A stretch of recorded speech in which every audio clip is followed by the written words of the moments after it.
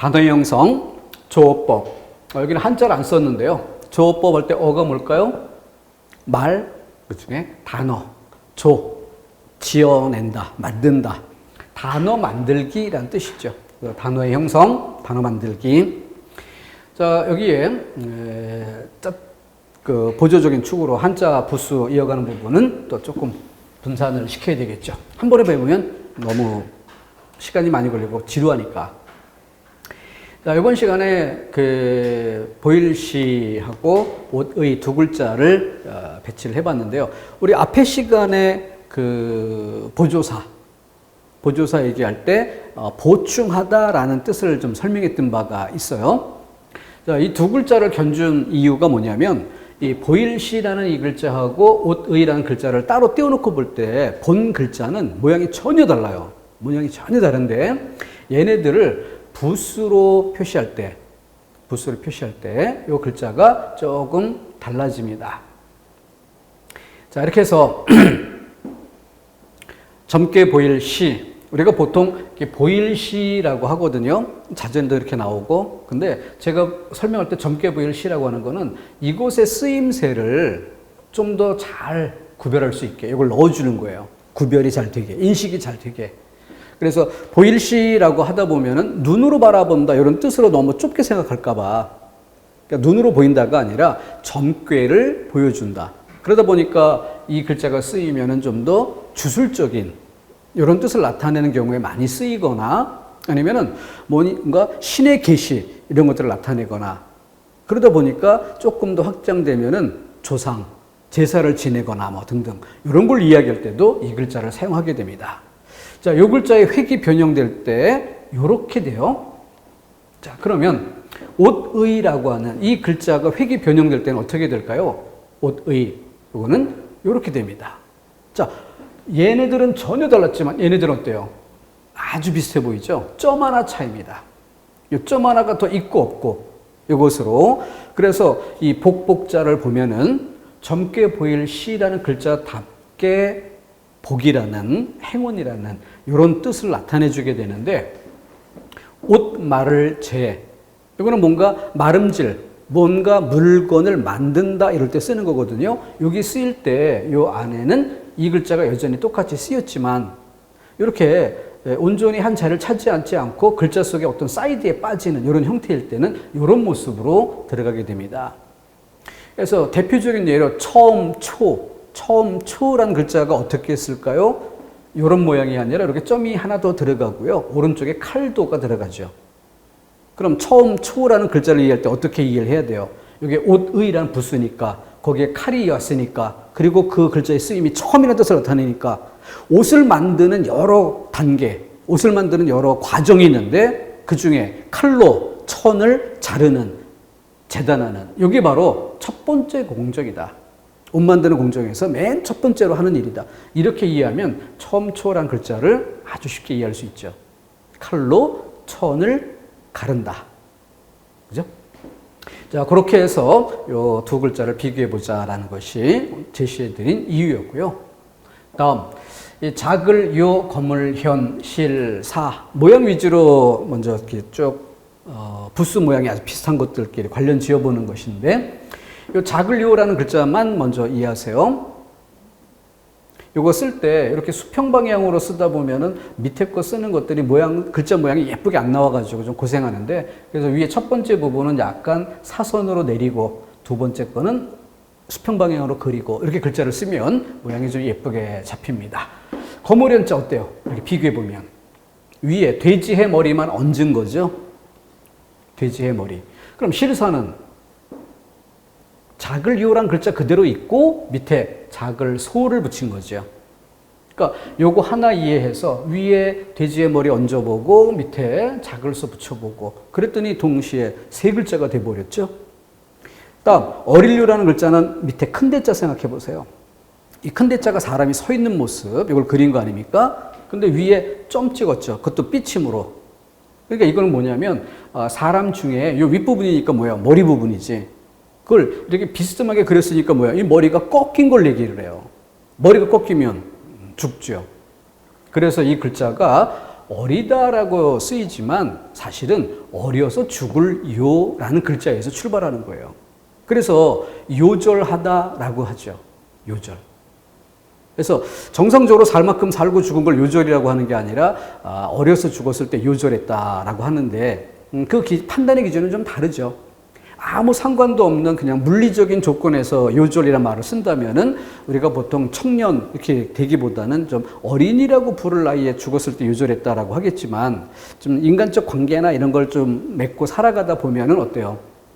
좀 나이가 들어서 죽었어도 보통 사람들이 죽는 나이 이런 것들보다 좀 일찍 죽었다 싶은 이런 느낌이 있을 때 그럴 때 요절이라는 말을 쓰게 되는 거죠. 그래서 그 삼국시대에 향가 작품이 있고 그 향가 작품에 보면 제망매가라는 노래가 있죠. 거기에 요절한 누이를 추도하면서 부른 노래라는 설명이 나옵니다. 그럼 그 작가의 누이는 몇 살 때 죽었을까? 근데 그 추론해 볼 수 있는 것이 작품 내용을 쭉 살피다 보면은 뭔가 그 작품의 흐름 속에 계절 이런 것들에 빗대는 게 나오는데 거의 가을의 분위기. 그러면은 굳이 요즘 시대의 사람으로 이야기하면은 적어도 한 40대 이런 정도 나이에 죽은 이런 맥락을 짚어볼 수가 있어요. 근데 요절한 누이라고 하면 마치 어려서 죽은 것처럼 이렇게 생각될 수 있는데 그건 아니고 살 만큼 살다 죽은. 그러나 죽음이 당연할 만한 이런 기준으로 접근해 보면 그렇지는 않은 60대 넘어가고 70대 넘어가고 요즘에는 뭐 한 80대 넘어가야 그렇게 인식을 하게 되죠. 자, 이것이 어릴요라는 글자입니다. 근데 어려서 죽다 그 뜻으로만 쓰이는 게 아니라 죽다가 빠지고 어리다라는 뜻으로만도 쓰여요. 근데 또 어리다라는 단어를 쓰다 보면은 그 어리다에서 확장되는 의미가 있지 않습니까? 우리가 굉장히 그 징그럽게 생각하는 어떤 동물 뭐 이런 것들도 어린 거는 어린 새끼 때는 아주 귀엽고 이런 경우가 많이 있어요. 그래서 뭐 고슴도치도 지 새끼는 함함한다는 그런 얘기 속담도 있죠. 그런 것처럼. 그래서 이 어리다라는 뜻에서 파생된 의미가 뭐가 있어? 예쁘다라는 뜻이 있어요. 예쁘다. 그래서 뭐 요요마다 이런 표현처럼 이런 것 글자로 뜻이 확장돼 쓰입니다.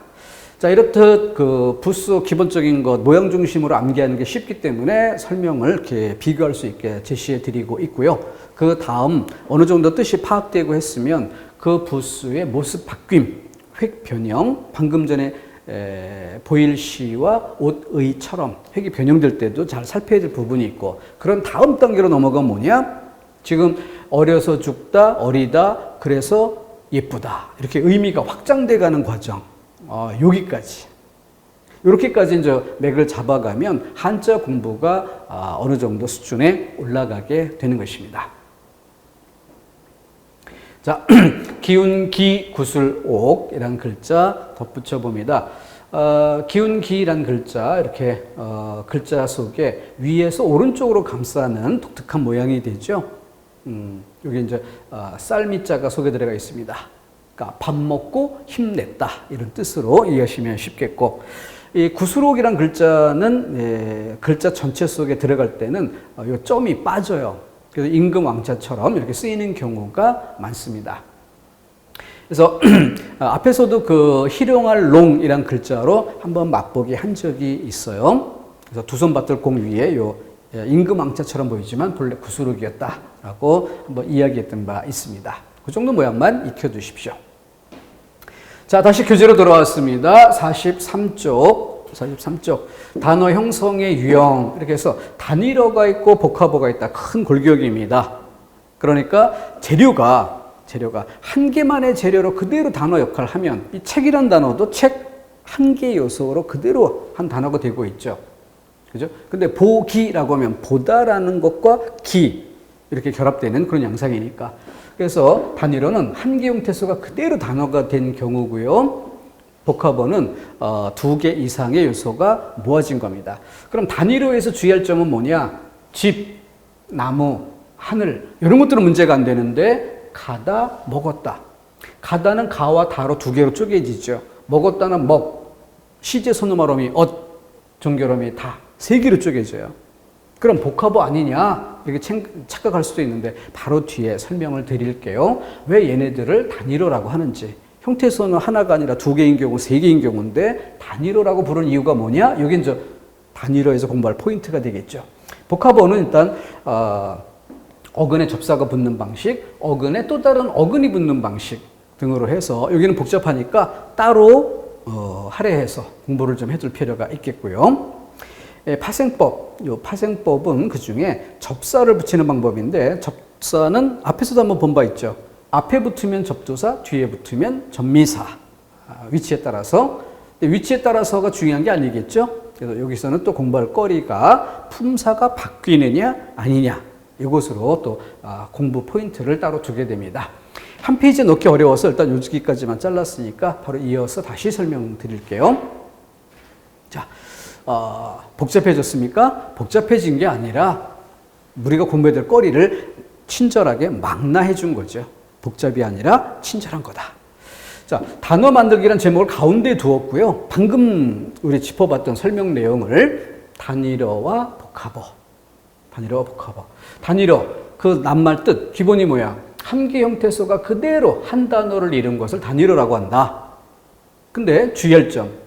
용언의 어근에 어미가 붙은 것도 단일어라고 간주하자. 형태소가 두 개인데 왜 그랬을까? 뒤집어서 접근합시다. 뒤집어서. 단일어가 아니라면 복합어라고 봐야 되는데 복합어에는 두 종류가 있어요. 그게 뭐냐면 실질 형태소의 접사가 결합되면서 새로운 단어가 늘어난 겁니다. 그죠? 예를 들어 돌다라는 단어에 리가 붙으면 돌리다라고 해서 돌다라는 회전 운동을 표현하는 말이 아니라 회전 운동이면서 뭔가 다른 거에 대해 시키는 것. 사동이라고 하죠. 시키는 것. 이런 뜻으로 새 단어가 만들어졌습니다. 그걸 파생어라고 하는 거야. 그죠? 감아 돌리다라고 하면은 감다와 돌리다라는 두 가지 뜻이 결합되겠죠. 양쪽 다 실질 형태소가 되는 겁니다. 그랬을 때는 합성어라고 하는 거야. 그러니까 거꾸로 뒤집어 돌아옵시다. 그러면은 용언의 어근에 어미가 붙은 경우는 실질 형태소 두 개가 들은 경우가 아니니까 합성어라고 볼 수 없죠. 합성어가 아닌 거야. 그 다음 실질 형태에서의 접사가 결합되면서 새로운 단어가 늘어나야 되는데 왜 단어 만들기잖아. 새 단어가 만들어져야 되잖아. 근데 보다라고 할 때 다는 원래부터 보다라는 보라는 실질 형태소의 문법적인 역할로 다가 붙어줬던 거지. 그 다 때문에 보라는 그 단어가 가진 뜻에 새 단어가 만들어지는 정도는 아니더라. 새로운 단어가 만들어지는 단어 그 역할은 아니더라. 자, 이걸 문법적인 용어로 설명하면 뭐가 돼요? 새로운 조어적 기능이 없다. 새로운 단어를 만드는 기능이 없다. 이런 이유로 형태소는 두 개지만 조어법이란 단원 안에서는 문법적 역할을 인정하지 않는다. 단어 만들기라는 기능은 없었기 때문에. 그래서 용언의 경우 어미는 고려하지 않는다. 고려하지 않는다. 이게 첫 번째로 정리할 개념이었습니다. 자, 다음 단어 만들기에서 그 기본 재료는 형태소다. 형태소 개념은 좀 이따 다시 보기로 하고요. 실질 형태소 모두 다 이용이 되고요. 형식 형태소, 문법 요소라고 할 수 있죠. 접사만 이용한다. 그러면은 형식 형태소에는 우리가 잘 아는 형식 형태소의 기본이 뭐야? 조사와 어미예요. 근데 얘네 둘 다를 인정하지 않아. 조어법 단원에서만. 왜냐하면 새로운 단어 만든다는 역할과는 무관하기 때문에. 자, 그래서 따져봅니다. 조사는 왜 그랬을까? 고려하지 않는다. 왜 그랬을까? 별개의 단어이므로. 그러니까 우리가 책을 보기를 이렇게 이야기할 때 조어법이라는 단원에서는요. 일단 이렇게 해서 여기가 한 개 단어, 여기가 한 개 단어 이렇게 별개 단어라고 일단 떼어내고 그 다음 얘네들만 놓고 한 개 형태소가 한 단어를 이루어 단일어. 얘는 보다라는 용언의 어간에 기라는 접사가 붙은 것으로 한 단어를 이루고 있으므로 이것은 복합어. 복합어 중에서 파생어, 합성어 두 가지가 있는데 접사를 만난 경우니까 파생어, 복합어 중에 파생어 이렇게 설명하는, 그러니까 조어법 시간에 이 둘의 차이를 설명하는 게 포인트지 조사나 어미 얘네들을 고려하는 게 아니다. 조사는 아예 별개 단어로 처리가 됩니다. 조어법 단원의 판단 대상이 아니다. 별개 단어니까. 그래서 고려하지 않고 어미 고려하지 않는다. 여기서 설명드렸던 건 조어적 기능이 없으므로, 어미 때문에 뭐 새로운 종류의 단어가 만들어지는 정도는 아니므로 그렇게 해서 처리를 하고요. 개념 정리가 됐죠? 다음 왼쪽으로 가봅시다. 오른쪽에서는 형식적 짜임을 주로 본 거예요. 단일어, 복합어, 파생어, 합성어, 형식적인 짜임을. 자, 그럼 왼쪽은 뭐냐? 내용적인 측면, 의미적인 측면을 보자. 그래서 합성어와 파생어를 다시 한번 나누는데, 그때 파생어 중에서 접사를 만나는 게 파생어죠? 그럼 이 접사가 어떤 역할을 하느냐라는 걸 내용의 측면으로 보면 접사의 의미상 기능이라는 걸 봐야 돼. 접사의 의미상 기능. 이걸 봐야 되는데 이 부분은 문제로 처리하자. 그래서 문제로 처리하게 되면은 되게 시험 문제 형태도 보기가 나오고요. 보기 안에 이 접사가 의미상 어떤 역할을 하느냐라는 것에 대해서 예시를 보여주고, 그 다음 선택지에 또 예문이 나와서 그 중에 비슷한 예문이 뭐냐라고 짝짓는 이런 방식으로 시험 문제가 출제가 됩니다. 그러니까 이건 이론적으로, 개념적으로 다룰 성질이 아니에요.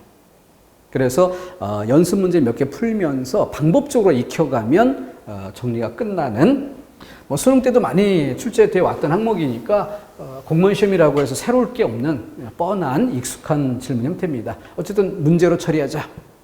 돌려놓고, 자, 합성어.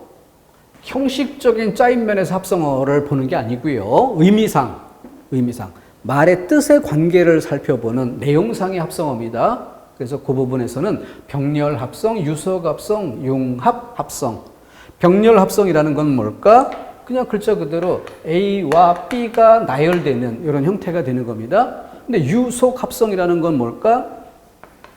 A와 A, 라지 A와 스몰 A 이런 것처럼 어느 하나는 종이 되고 어느 하나는 중심이 되는 이런 결합 방식. 그럼 융합 합성은 뭐야? A와 B가 만났는데 그 뜻은 전혀 다르게 C를 나타내는 이런 경우를 뜻합니다. 자, 그래서 제일 쉬운 예가 추추복이라고 할 때는 어때요? 거기 쓰인 재료 A에 봄춘자도 뜻이 살아있고 가을 추자도 뜻이 살아있어요. 춘추, 봄, 가을. 그죠? 그러니까 이런 게 병렬 합성입니다. 융합 합성은 뭐야? 그분은 춘추가 어떻게 되십니까? 뭐 할아버지 같이 이렇게 나이가 많이 든 분들에게 춘추가 봄, 가을이란 뜻과 전혀 다르게 나이, 연세란 뜻으로. 세월이란 단어도 그렇잖아요. 세월. 우리는 세월이라고 하면 그냥 흘러가는 시간 이렇게만 느끼지만 글자를 뜯어보면 뭐야? 해세, 1년 단위를 뜻하는 세, 월, 월 단위. 그러니까 연도와 월이라는 걸 통해서 세월이라는 그런 의미로 시간의 흐름이라는 뜻으로 그렇게 쓰이지 않습니까? 융합이에요. 그러면 유석합성, 종속합성이라고 할 수 있죠. 밤나무, 소나무 할 때 나무라는 큰 종과 생물학적으로 하면 종이 아니라 뭐 종속, 과, 목 이렇게 돼야 되나요? 아무튼 식물계, 개. 근데 거기에 밤나무, 소나무 할 때 밤, 솔 이런 것들은 하위 개념이죠. 종속된 개념. 전체 틀 속의 어느 부분 이런 것들이 유속합성.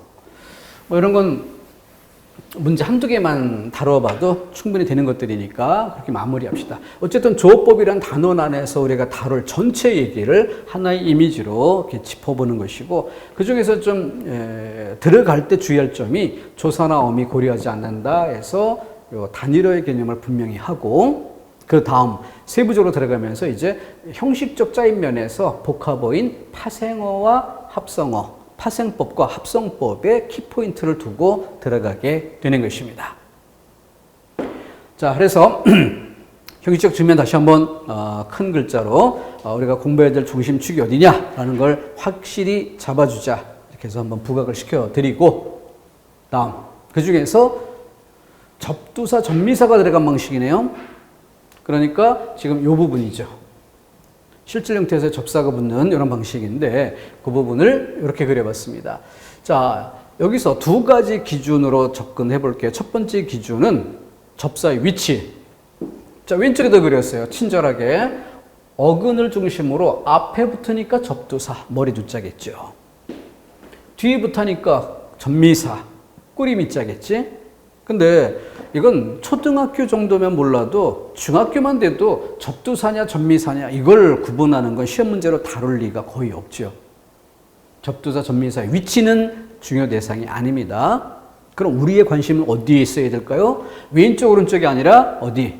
위 아래에 관심을 둬야 돼. 그럼 위는 뭐냐? 한정적 접사라고 돼 있죠. 여기도 한정적 접사야. 그 한정이란 두 글자를 어떻게 이해할까? 여기 좀 풀어놨네요. 품사가 안 바뀜. 품사가 안 바뀌면서 한정, 말 뜻만 한정, 말 뜻만 제한, 이런 뜻을 이렇게 그 속에 들어있는 작은 뜻으로, 그죠? 이걸 한정적 접사라고 합시다. 맨손 하나 들어볼까요? 맨손. 맨이 없었다면 뭐예요? 손. 장갑을 껴도 손. 모든 경우에 손이에요. 근데 맨손하면 장갑을 끼고 있지 않거나 뭔가 이렇게 물건을 들고 있지 않은 이런 상태만을 맨이라고 하는 겁니다.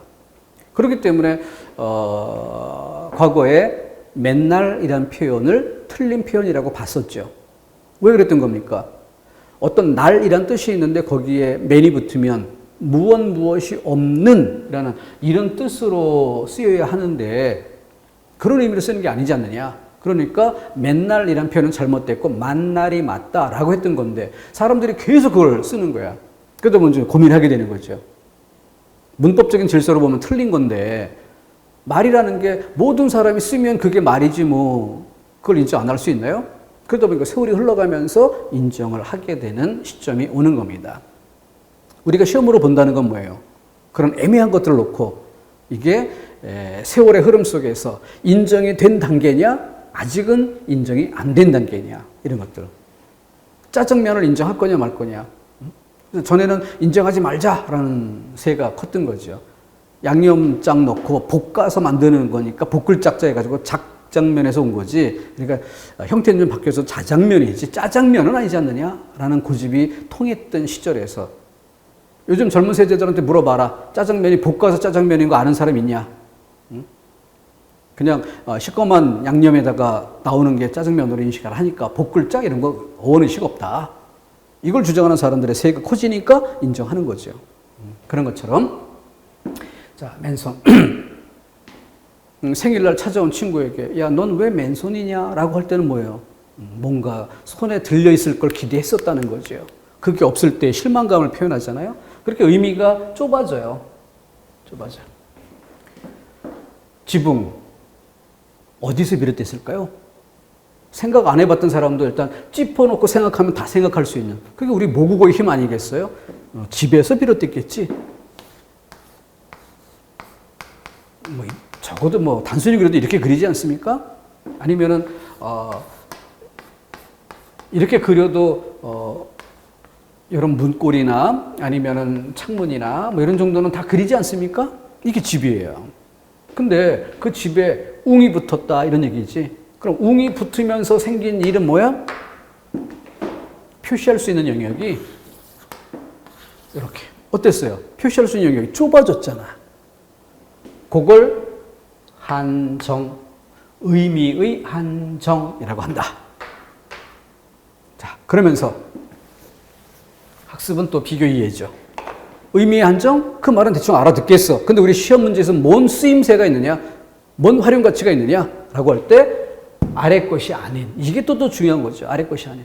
아래 것이 뭔데? 품사가 바뀌는 거. 그러면 위에 한정이란 말은 이제 어떻게 이해해야 한다? 품사는 안 바뀌면서 의미만 한정하는 경우. 이렇게 정리를 하면 되는 거죠. 그렇게 하나의 개념을 또 마무리 지어갑니다. 자, 그래서 앞에 왼쪽에 접두사인 경우는 어때요? 100% 한정적 접사인 거죠. 밑에 부분이 아예 없잖아. 100% 한정적 접사. 근데 전미사, 뒤쪽에 있는 건 뒤쪽에 있는 건 이렇게 품사가 바뀌는 것도 있고 품사가 안 바뀌는 것도 있다.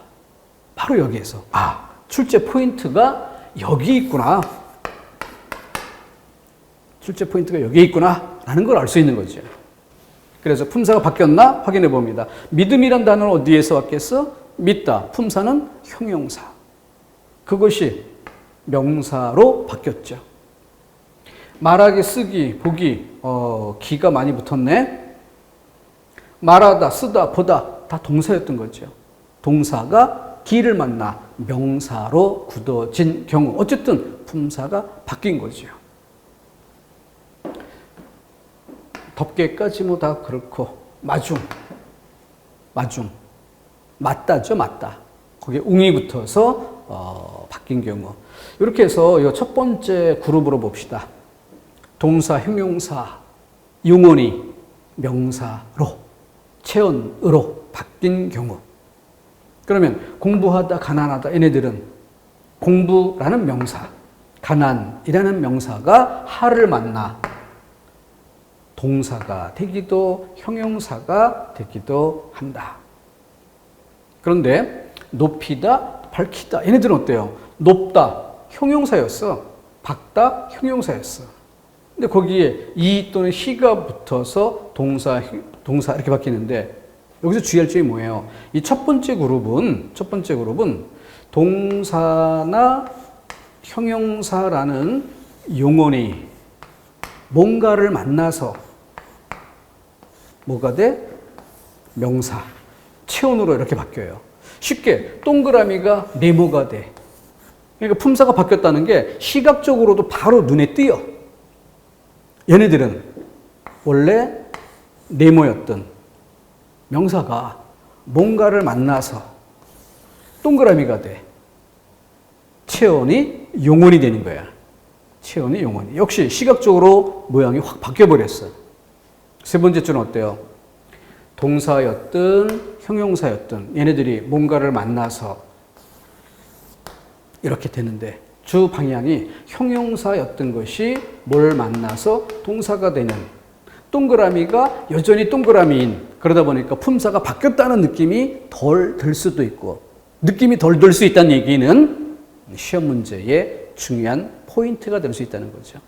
그래서 원리학습을 하고 그것을 구조화하고 또 이렇게 그림으로 정리해 보다 보면 쉬운 문제, 어려운 문제, 출제 가능성이 많은, 높은 이런 부분이 어딘가라는 방향까지도 한눈에 파악이 되는 거죠.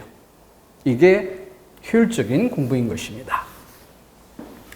자, 그래서 포인트 이렇게 품사가 바뀌느냐 안 바뀌느냐에 포인트를 두면서 그 중에 이렇게 지배적 접사, 품사가 바뀌는 이런 경우에 또 단어들의 그룹을 나눠 보니까 모양이 바뀌는 것들에 비해서 모양이 바뀌지 않았던 형용사가 동사가 된 이런 것들은 출제, 선택지에 들어오더라도 난이도의 수준이 다르다는 것을 알 수 있게 되는 거죠. 이 점을 포인트로 삼아 내용을 정리해 주시기를 당부드립니다. 자, 이렇게 파생어 부분을 이 정도로 마무리 짓고 이 그림표 또 나오네요. 왜? 여기에서 여기까지 관련되니까 그중에 일부분도 들어있죠. 그래서 이번에 이제 합성어로 들어갈 건데 합성어는 실질 형태소, 실질 형태소가 만나지 않습니까? 이 부분이 우리 맞춤법에서도 쓰이는데 그거를 한번 들어보죠. 맞춤법에 가서 큰 집 이런 경우와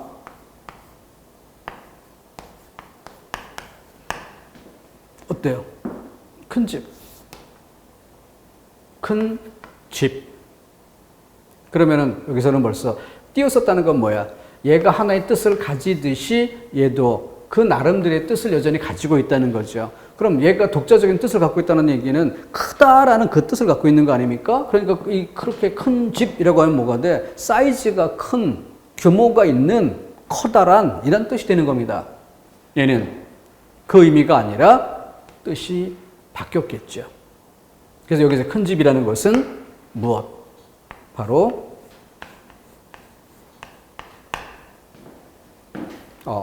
한자 안 배운 글자인데 썼어요. 맞이의, 우두머리의 이란 뜻이 되는 거죠. 맞이의 집, 큰아버지 집 이런 뜻. 크다라는 뜻하고는 다르죠. 그죠? 자, 이렇게. 자, 그래서 실질형태소가 만나다 보니까 이런 일이 벌어진다는 거야. 앞에도 실질형태소, 뒤에도 실질형태소. 그래서 지금 조어법 단원에서 다루니까 결과적으로 뭐예요? 한 덩어리의 단어, 새로운 단어가 됐다. 방금 전에 큰 집을 썼을 때 아래의 경우, 붙여 쓴 경우가 됐다. 근데 그 속에는 이게 뭐예요? 문장 만들기입니다. 문장 만들기의 질서가 작용한다. 그러니까 방금 큰 집을 여기다가 집어넣으면 어떻게 되겠어요? 집이라는 건 바로 4번 자리의 명사죠.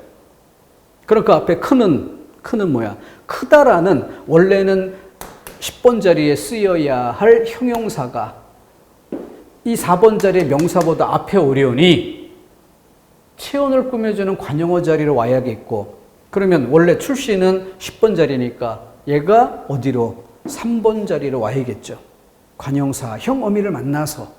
그래야만 문장 성분 관용어가 되어 그 뒤에 오는 집이라는 명사로 꾸밀 수가 있겠죠. 그렇게 오는 과정, 이걸 알아야 된다는 얘기입니다. 그러니 이 도표가 중요하지 않겠어요? 조어법이라는 이런 단어에도 여전히 쓰이니까.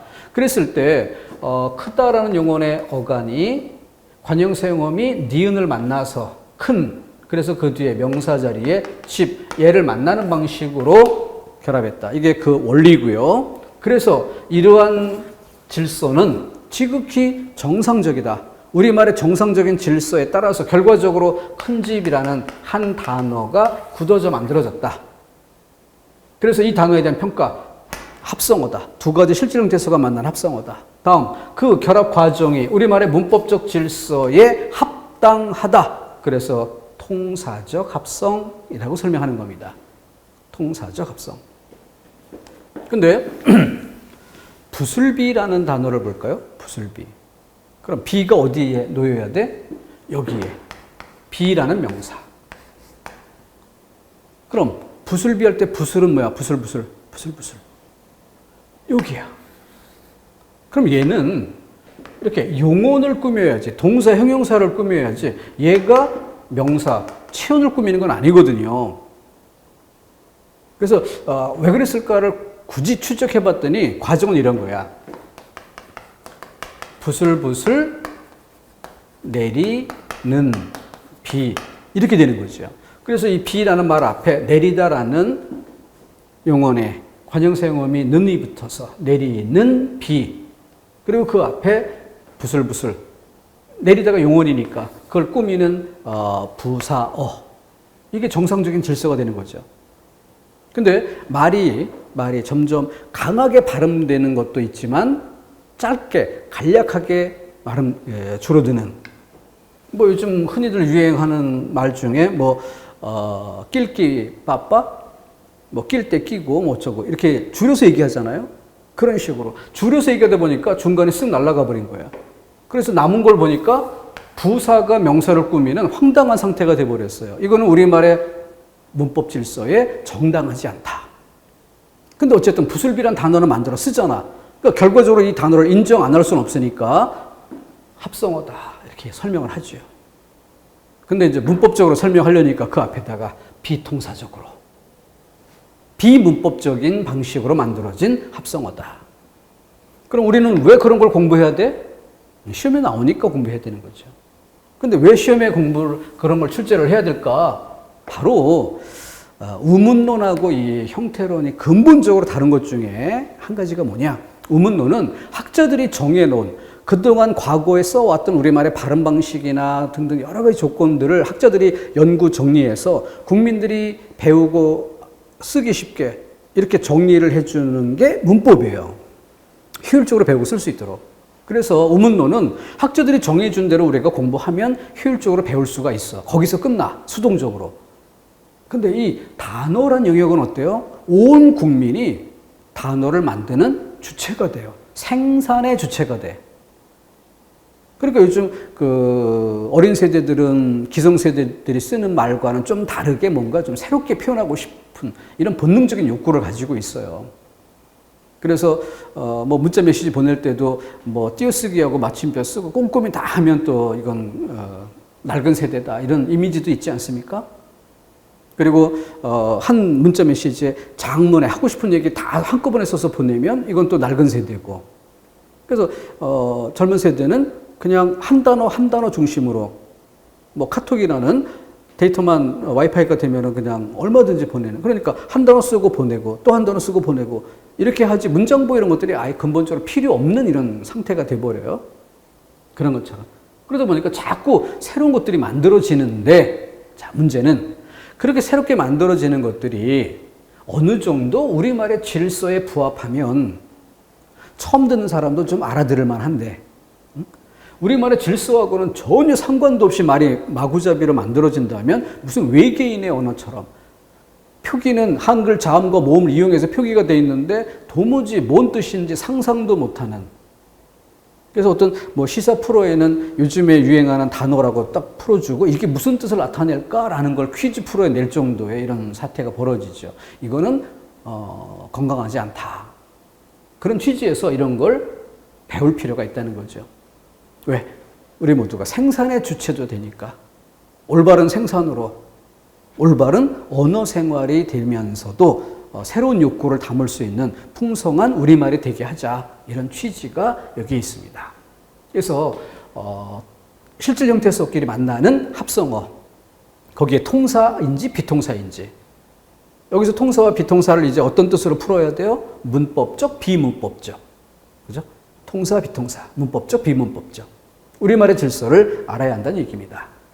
자, 그래서 통사, 비통사, 합성어를 공부하는 방법은 또 이렇게 정리를 해볼 수가 있는데, 잘 보시면은 앞에도 어근, 뒤에도 어근, 양쪽에 다 실질 형태소라는 거죠. 그러니까 우리 머릿속에는 아까 큰 집 했던 것처럼 앞에도 실질, 뒤에도 실질이니까 얘네들이 만난 덩어리는 결과적으로 한 단어였기 때문에 조어법 시간에 다루지만 그 속에는 우리말 문장 만들기의 질서가 흐르고 있다. 그게 바로 통사 원리예요. 우리말의 문법적인 원리. 그걸 다른 말로 우리말의 통사 원리.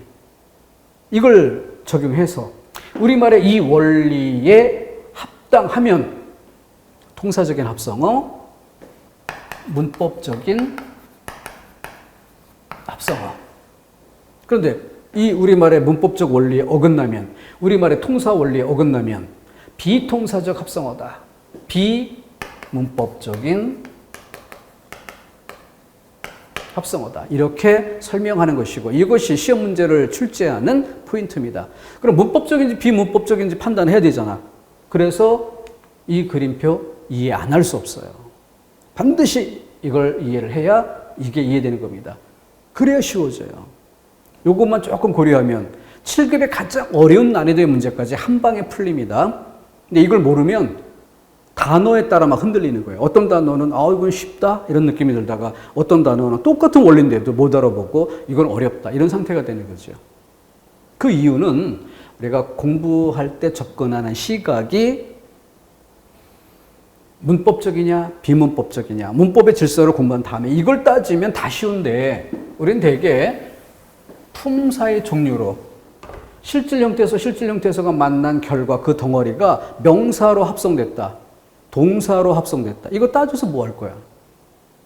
근데 고등학교 문법 책부터 그렇게 돼 있어요. 합성된 결과를 품사로 분류해서 명사로 합성됨, 동사로 합성됨, 형용사로 합성됨, 이걸 따지고 있다고. 근데 시험 문제 출제 방향이 그런가? 시험 문제는 항상 통사적 합성어냐 비통사적 합성어냐 이걸 묻고 있잖아요.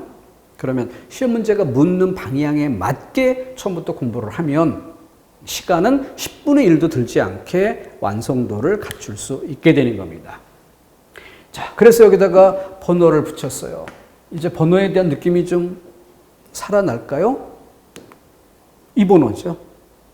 그럼 이 번호는 예를 들어 4번 앞에 1번, 2번, 3번이 오면 자연스럽지 않습니까? 그죠? 그러니까 4번, 4번, 4번, 그 앞에 1번, 2번, 3번, 이렇게, 이거 벌써 반은 이해된 것 같지 않아요? 그게 바로 우리말의 통사입니다. 뭐 대단한 거 아니에요. 왜? 이 그림이 친절하니까. 그러니까 그만큼 앞에서 지겹도록 쓸데없는 거 하는 것 같았던 그런 것들이 여기 얼마나 시간을 많이 줄여줍니까? 자, 요거부터 먼저 표시를 해봅시다. 체온, 체온, 체온. 그러면서 얘네들의 이미지를 어떻게 기억하시면 돼요? 4번 자리라고 기억하시면 돼요. 그런 다음에 그 앞에 1번의 관용사, 2번의 체온, 3번의 용언 이렇게 돼 있으니까 얘네들을 어디로? 1, 2, 3번으로 이걸 보여준 거예요. 지금 이걸. 감이 오죠? 그러니 다시 한번 여기는 원래부터 아무것도 필요 없다. 근데 여기는 원래 여기 쓰여야 할 체온이 오는 거니까 조사가 필요하다. 여기는 원래 여기 10번 자리에 있던 애들이 동사형용사가 오는 자리니까 어미가 필요하다. 이게 1, 2, 3의 차이 아니겠어요? 자, 그래서 걔네들로 한번 다시 가봅니다. 그랬더니 체온 앞에 관형사, 원래부터 필요한 문법 요소가 없어요. 그러면 그렇게 결합시킨 새 책, 이것 어떻게 돼? 100% 통사야. 100%. 그럼 두 번째 자리로 내려갑니다. 체온. 원래 여기 있어야 될 말이 앞으로 온 거죠. 그때는 뭐? 조사. 뭐가 필요해? 관형격 조사, 의가 필요해. 근데 우리말에서 조사는 생략이 가능하잖아요. 조사는 생략이 가능해. 그래서 이렇게 이야기책, 길바닥, 집안 이렇게 쓰는 것들이 이야기의 책, 길의 바닥, 집의 안 원래는 이래야 됐던 거지만 거기에 관용격 조사 의가 다 생략된 거 아니겠어요? 근데 조사 생략 인정. 그래서 100% 통사. 그러니 관심사가 어디로 가야 돼? 여기로 가는 거죠. 이게 공부가 이해가 정리가 되는 것만으로 그치는 게 아니라 출제의 포인트가 보이는 거죠. 어디가 출제 포인트가 되느냐까지 이게 공부예요. 쉬우면서도 최고 난이도까지 한 방에 꿰뚫고 가는 것. 그게 공부죠. 어미가 필요한 경우 조사와 달리 어미의 생략은 문법적으로 인정하는 게 아닙니다. 우리 우문론 할 때 하다못해 어떤 게 있었어요. 너 먼저 먹어 라고 할 때 너 먼저 먹 하고 문장에 마침표 찍을 수 없으니까 반드시 어미가 있어야 되잖아. 근데 이것하고 다르게 우리가 쓰는 말 중에 야, 너 먼저 가 라고 할 때 여기는 이 노란색 어디 갔어? 이런 생각이 들지만 사실은 뭐였다? 사실은 얘였고 얘가 줄어들 때 어떻게 줄어든다? 이렇게 줄어든다. 이게 없는 게 아니라 들어있다. 얘가 사라진 거지 얘는 살아있다. 앞에서 봤잖아요. 그렇듯이 어미는 생략할 수 있는 게 아니야. 있어야 돼. 그래야 문법적 역할을 하니까. 근데 문장에선 그런데 단어 만들 때는 그 필요한 어미가 이렇게 살아있어 줘야 돼. 이렇게 살아있어 줘야 돼. 그래야 통사인데, 이런 단어들이 있어요. 꺽쇠, 덮밥. 덮밥 어떻게 해야 돼? 덮은 밥 이어야 되겠죠. 근데 관용사형 어미 은이 빠졌잖아. 근데도 어쨌든 우리는 쓰고 있어. 아까 부술비처럼. 그래서 그런 단어를 어떻게? 이걸 단어를 문법적으로 틀렸으니까 폐기하자 이럴 수는 없고 사람들이 다 쓰는 말인데 그 단어를 인정하되 합성어를 인정하되 설명은 비통사적이었다라고 설명하는 거죠. 오고 가다의 연결음이 고가 빠진, 굶고 줄이다에서 고가 빠진. 자, 그래서 우리가 시험 문제 풀 때 포인트가 뭐겠어요?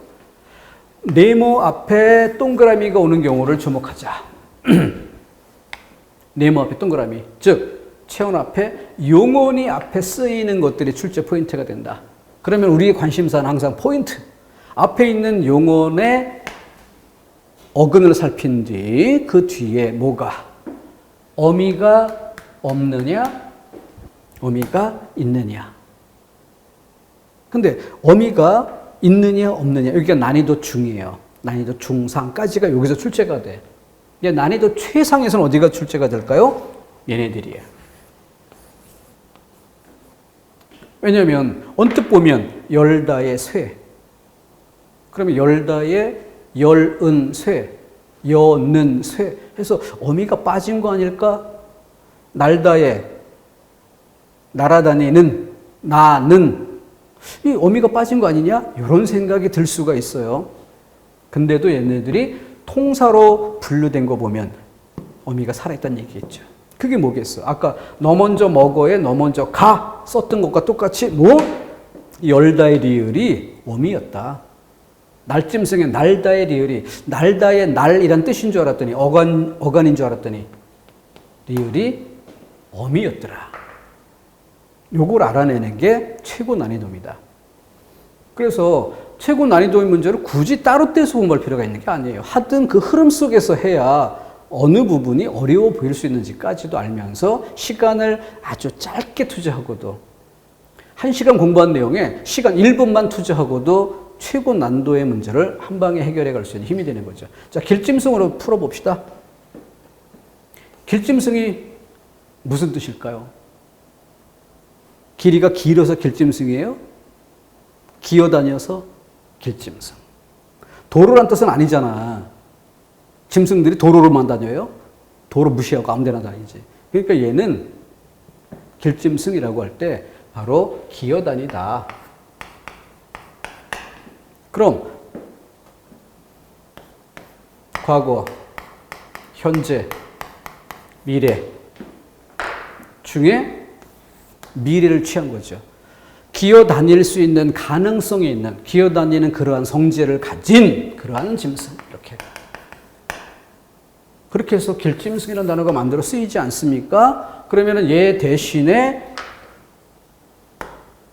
날다가 오면 어떻게 될까? 유사 단어에 기대해서 길짐승이라고 할 때 기어다니다의 미래형 리을을 취했는데 그럼 날아다니다는 과거형을 취합니까? 기어다닐 수 있는 가능성이 있는처럼 날아다닐 수 있는 가능성이 있는 똑같이 리을을 선택하겠지. 바로 그랬을 때 문제가 생기는 게 뭐야? 날짐승이라고 하면서 어간의 리을을 살릴까? 어미의 리을을 살릴까? 이 문제가 남죠.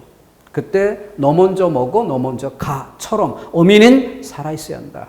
날짐승, 길짐승의 리을이 살아있듯이 날짐승에도 파란 색깔 어미가 살아있는 방식이어야 한다. 그래서 어미는 살아있는 경우다 라고 설명이 되니까 통사가 되는 거죠. 어떻습니까? 어쩌면은 처음 맛보게 하는 그런 수험생도 있을 거예요. 근데 7급에서도 최고 난이도로 다룰 만한 학습의 최고난도 문제까지를 풀어가는데 한 방에 해결되는 거예요. 뭐가 있으면? 바로 이 그림이 있으면. 코팅할 만하죠? 복잡한 게 아니라 뭐라고요? 친절한 거라고. 표현을 바꿔줘야 돼. 복잡하다, 어렵다 그러면은 자꾸 내가 할 수 없는 것처럼 보여. 근데 완벽히 한 방에 이해하라고 하지 않았잖아요. 코팅하라는 이유가 뭐예요? 그냥 주머니에 넣고 다니다 꺼내볼 수도 있고 책갈피로 모니터 앞에 붙여놓고 보다 보면 우리가 공부할 필요한 부분에 하나씩 그러면서 동시에 이 문장이라는 질서가 느껴지기 시작하는 거고 지금 조어법 시간에 어떻게 그 가치를 확인해 볼 수 있는지 맛보게 한 것입니다. 자, 이 번호에 기대서 여러분들이 이런 질서를 정리해 주면 좋겠고 각각의 두 번째 줄 10번, 10번, 10번 동그라미 용언이 뒤쪽에 놓이는 경우 그러니까 얘가 뒤쪽에 놓이는 경우 그럼 또 얘네들이 문제겠죠? 6번, 7번, 8번의 문제겠지? 그지? 그래서 용언 앞에 6번, 7번, 10번 이런 것들 그래서 부사가 오면 필요 문법 요소 원래 없으니까 100% 통사. 4번이나 7번처럼 왜냐하면 주어 서술어가 될 수도 있고 목적어 서술어가 될 수도 있고 7번, 10번 부사어 서술어도 될 수 있으니까 앞에 서다처럼 부사어 서술어 7번, 10번의 만남이죠. 그때 조사, 부사격 조사가 필요하겠지만 조사의 생략이 인정되니까 역시 100% 통사입니다. 그래서 용언이 뒤에 놓인 경우에도 포인트는 우리 학습의 포인트는 앞에 동그라미인 앞에도 용언인 그러니까 중간에 어미가 필요한 여기 경우에는 관용사형 3번과 10번 3번과 4번이니까 관용사형 어미가 필요한 경우였지만 여기는 10번과 10번이니까 같은 용언 자리 안에서 연결 어미가 필요한 부분이죠. 그랬을 때 뛰어가다의 야가 빠지다의 어미가 있으니까 통사. 그런데 오고 가다의 고가 빠지고 굶고 줄이다에서 고가 빠지니까 필연 어미가 없으니까 비통사로 설명되는 진도 마무리 해도 되겠죠? 네, 이렇게 마무리해서 조어법이 뭐냐 하는 것을 정리를 해봤습니다. 일단락 짚고 다른 항목 이어가겠습니다.